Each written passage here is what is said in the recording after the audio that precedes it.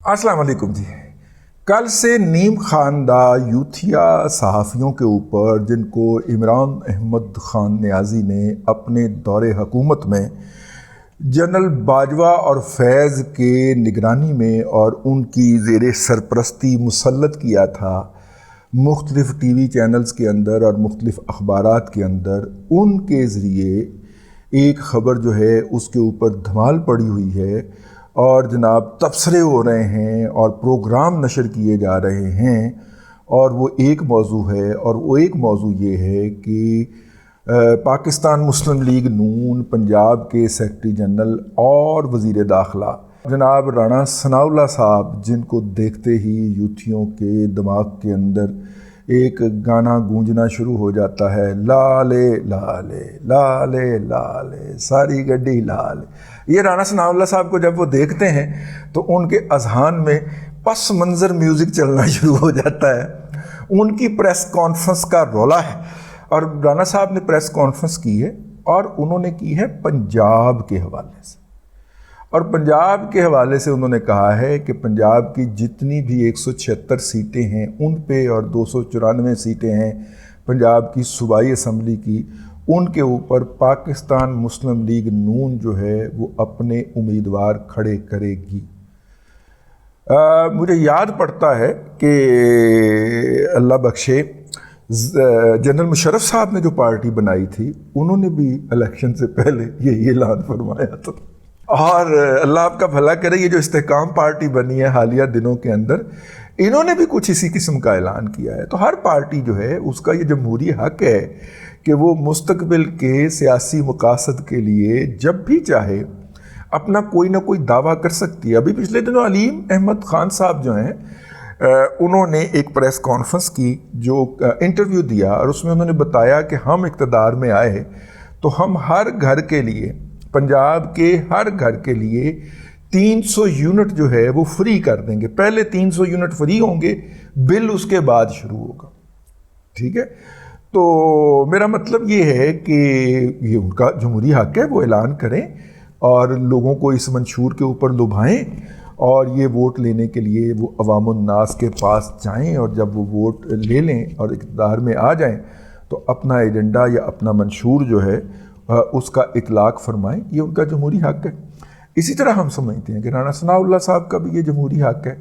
लेकिन उसके बाद जो ख़बरें निकाली गई, वो ख़बरें ये थीं कि पाकिस्तान मुस्लिम लीग नून ने अकेले इंतखाब लड़ने का फ़ैसला कर लिया, किसी के साथ सीट एडजस्टमेंट नहीं की जाएगी, किसी के साथ किसी को नहीं किया जाएगा।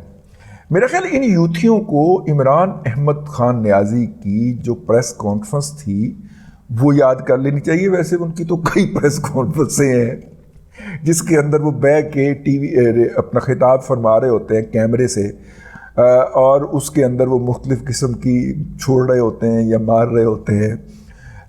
उसमें उन्होंने कहा था कि जनाब पाकिस्तान मुस्लिम लीग क्यू के साथ इत्तेहाद नहीं हो सकता। पाकिस्तान मुस्लिम लीग क्यू जो है वो जम करे अपने आप को, तो फिर पाकिस्तान मुस्लिम लीग क्यू तो फौरी तौर पे उचक ली, शुजात हुसैन ने उचक ली, और जनाब अदालत से फ़ैसला भी उसके हक़ में आ गया। तो फिर जाके मर्ज हो गए, ज्वाइन कर ली जनाब परवेज़ इलाही और उनके साहबजादे मुनस इलाही ने जाके उनकी पार्टी ज्वाइन कर ली। लेकिन तासुर उन्होंने यही दिया कि हम पाकिस्तान मुस्लिम लीग कायदे आज़म जो है उसको PTI में ज़म कर रहे हैं। लेकिन जब अदालत का फ़ैसला आया और उन्होंने कहा कि परवेज़, जिसका मतलब ये निकलता था कि परवेज़ इलाही और उसके तुखम मुनस इलाही का पाकिस्तान मुस्लिम लीग काफ के ऊपर कोई हक़ नहीं है, और वो चौधरी शुजात हुसैन की पार्टी है क्योंकि वो चेयरमैन थे, तो फिर उतनी देर में ये अपना सौदा बेच के PTI ज्वाइन कर चुके हुए थे। इसी तरह वो जो फजल करीम का लौंडा है फैसलाबाद का, उसने भी अपनी पार्टी जो थी वो PTI में ज़म की, क्योंकि उसे कौमी असम्बली का टिकट लेना था, और उसके ख्याल में, और वो हमला करने वालों में भी शामिल था ISI के फैसलाबाद का जो है, जिसकी सरबराही अली शाही अज दमाद जो है अमीर पट्टी ने की थी। अमीर भट्टी साहब के बारे में बड़ा मशहूर वाक़या है। हमारे एक दोस्त ने सुनाया कि वो, चलो अमीर भट्टी रिटायर हो रहे फिर सुनावा, تو مطلب وہ بیسیکلی جو ہے وہ سیاستدانوں سے نفرت میں، پاکستان کے مین سٹریم سیاستدان خاص طور پہ نواز شریف اور شہباز شریف سے نفرت میں اتنے بھرے ہوئے ہیں کہ وہ جب نجی محفل میں بھی ان کا نام لیتے ہیں تو وہ گالی کے بغیر نہیں لیتے. بس اس کا مختصر یہ ہے، پورا واقعہ میں آپ کو سناؤں گا جس دن پٹی ریٹائر ہوگا. تو خیر وہ انہوں نے ہمیں سنایا، وہ ملنے گئے تھے اور اکثر جاتے رہتے ہیں. انہوں نے یہ واقعہ جب ہمیں سنایا تو وہ ان کا امانت ہے ہمارے پاس، ہماری ہمت نہیں ہے بھائی سنا سکے. تو خیر وہ مطلب کہ وہ جب نام بھی لیتے ہیں ان کا تو وہ ساتھ میں گالی بھی بکتے ہیں. تو ظاہر ہے، اور اس بات کا دھیان نہیں کرتے کہ سامنے کون بیٹھا ہوگا. تو ان میں سے پھر 2-3 لوگوں نے جب آ کے یہ ہمیں بات کی تصدیق کی تو پھر ہم نے سمجھا کہ یہ حقیقت ہی ہوگی. خیر اب جناب رانا ثناء اللہ صاحب جو ہیں انہوں نے جب یہ کہا کہ ہم لڑیں گے تو اس کا ایک مطلب یہ بھی ہے کہ اگر کسی کے ساتھ سیٹ ایڈجسٹمنٹ ہوگی تو یہ نہیں ہوگا کہ وہ تیر کے اس کے اوپر الیکشن لڑ رہا ہوگا یا وہ کتاب کے اوپر الیکشن لڑ رہا ہوگا پنجاب کی حد تک نا، یا وہ کسی اور اس طرح کے انتخابی نشان کے اوپر الیکشن لڑ رہا ہوگا. اگر اس نے ہمارے ساتھ سیٹ ایڈجسٹمنٹ کرنی ہے تو وہ کینڈیڈیٹ ہوگا، وہ لڑے گا شیر کے نشان کے اوپر ہی الیکشن. اس کا ایک مطلب یہ بھی ہے. دوسرا مطلب ہم وہی لے لیتے ہیں جو یوتھیوں نے کہا ہے، تو پھر اس کا مطلب ہے کہ پنجاب کی حد تک انہوں نے یہ کہا ہے کہ کسی کو ہم شیئر نہیں دیں گے، کسی کے ساتھ سیٹ ایڈجسٹمنٹ نہیں ہوگی پنجاب کی حد تک. یعنی کہ راجہ صاحب جو ہیں، اپنے راجہ صاحب پوسٹر پاڑ کے بال ملک دوڑ جانے والے راجہ صاحب، اگر انہوں نے سیٹ ایڈجسٹمنٹ کرنی ہے تو انہیں یہ نہیں ہو سکتا کہ وہ ٹکٹ تو تیر کی لیں اور الیکشن وہ پی ایم ایل این شیر سے لڑیں، یہ نہیں ہو سکتا. ٹھیک ہے، تو لہٰذا انہیں ٹکٹ بھی شیر کا لینا پڑے گا. میں اس کی توجیہ یا وضاحت کر رہا ہوں.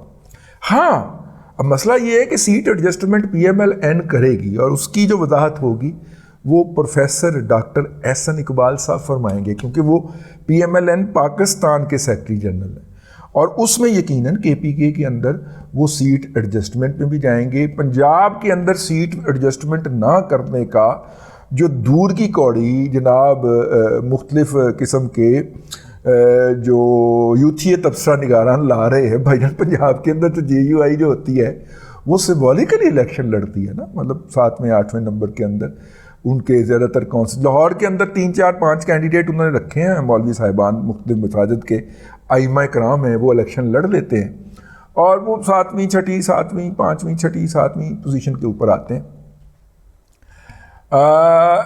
مطلب کہ ان سے زیادہ ووٹ جو ہیں وہ تو ٹی ایل پی والے لے جاتے ہیں.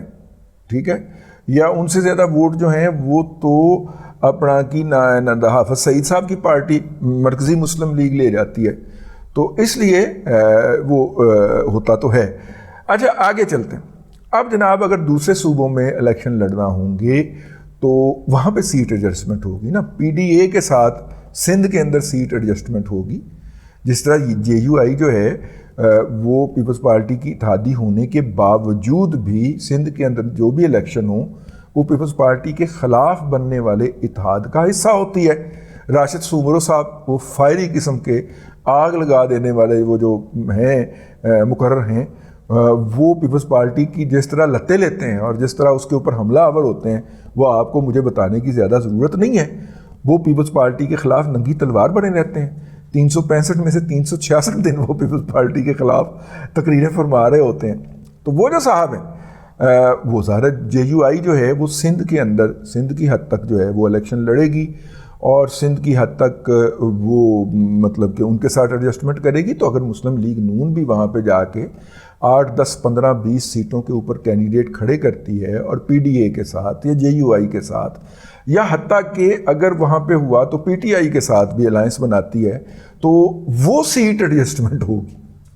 اسی طرح کے پی کے اندر مولانا جو ہیں وہ ساؤتھ کے پی کے میں جہاں پہ زیادہ تر سرائکی بولی جاتی ہے، ساؤتھ آف دا کے پی کے ڈیرہ اسماعیل خان جو ہے وہ جو کچھ کرے گی وہاں پہ وہ الیکشن لڑے گی اور مطلب کہ ہو سکتا ہے کہ کے پی کے اندر وہ سیٹیں مسلم لیگ نون آزاد چھوڑ دے، وہ خالی چھوڑ دے یا وہاں پہ اپنے کینڈیڈیٹ ہی نامزد نہ کرے اور کہے کہ جی مولانا کو ووٹ دیں. یہ نہ بھی کہے تو وہ چپ کر جائے، وہاں پہ میسنی بن جائے.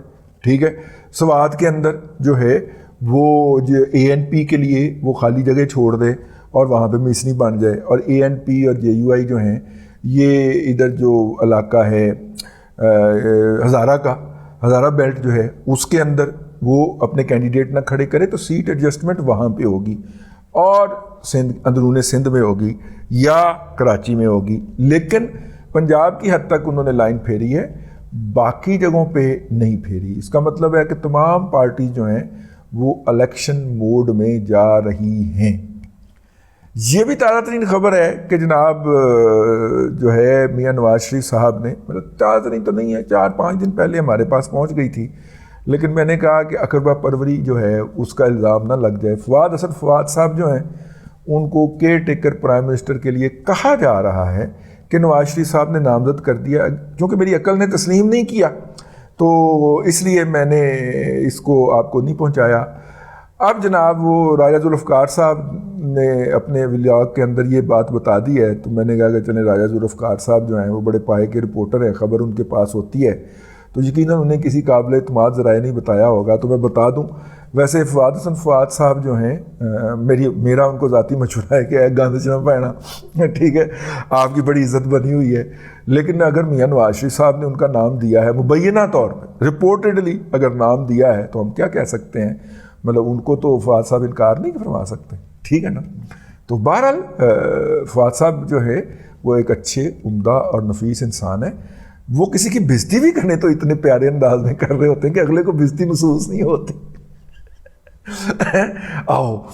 فواد صاحب جو ہیں ایک پڑھے لکھے خاندان کے چشم و چراغ ہیں، اگرچہ فواد صاحب بھی ان کے بھائی ہی ہیں،